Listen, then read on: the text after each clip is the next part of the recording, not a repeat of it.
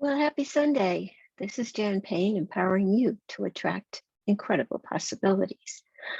This morning, when I was working out, I was actually listening to Think and Grow Rich. And I was thinking, a lot of stuff has changed, but the premise, the words, the more you read them, the more you listen to them, the more they make sense. They kind of, I don't know, how do you describe something that all of a sudden you're like, oh my gosh, yes, I get it. So I thought I would read this to you. And this is the chapter on desire, the starting point of all achievement, the first step.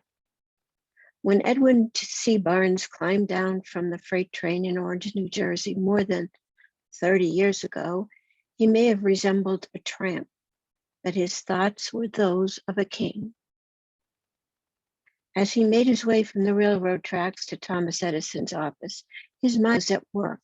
He saw himself standing in Edison's presence. He heard himself asking Mr. Edison for an opportunity to carry out the one consuming obsession of his life, a burning desire to become the business associate of this great inventor. Think about that. We've been talking about thinking from, seeing yourself already in possession of the good that you desire. So this is what he was doing. Barnes was seeing himself standing in front of Edison in his presence.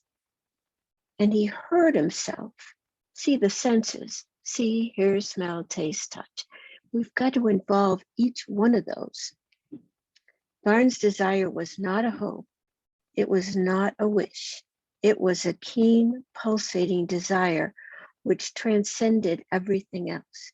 It was definite.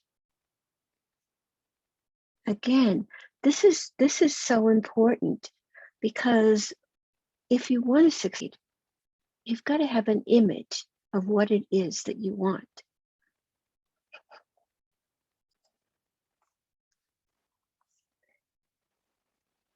Now, think about this. The desire was not new when he approached Edison. It has been Barnes' dominating desire for a long time.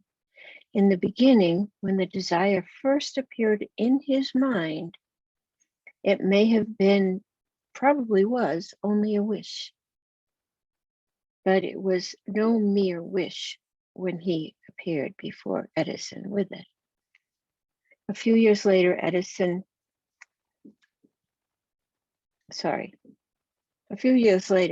Barnes again stood before Edison in the same office where he first met the inventor.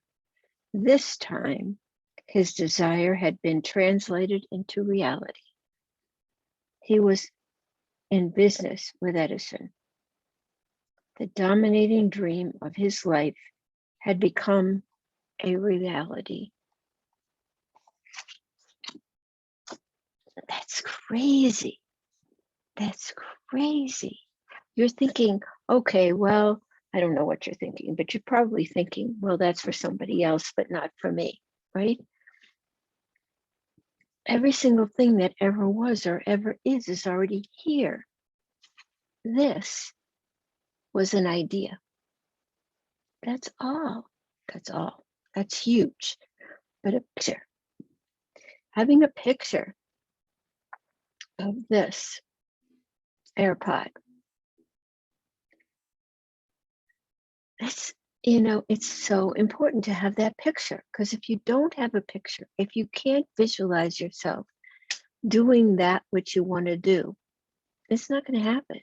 You can read this a gazillion times, but until or unless you make the decision and you have the image and you start to see, hear, smell, taste, touch the reality of it, it's not going to happen. So I just want you to really, really think about that for now. And I'll be back later. But for right now, just try to chew on that. Think about that. And when I say to you, write down your ideas, 6 new ones a day. We don't know which one you're going to take action on, do we? Not then. But then it starts to really crystallize and it starts to gain momentum. And the more you think about it, the more you can see it, the more you can imagine it. And that which is right down here as just a thing becomes that image in your conscious mind, impressed on your subconscious, which moves this body into action. Okay? I mean, the image that I had of myself as being fit and fabulous, it didn't just happen. It took work and it took visualization and it also took action. I can't just say, oh, I'm going to go to the gym and just go every other day or whatever. And every other day for some people is Monday, Wednesday, Friday. I made the decision that my body was not going to recognize Monday, Wednesday, Friday. When I said I was going to work out every day or every other day, it included the weekends. Okay? So think about this.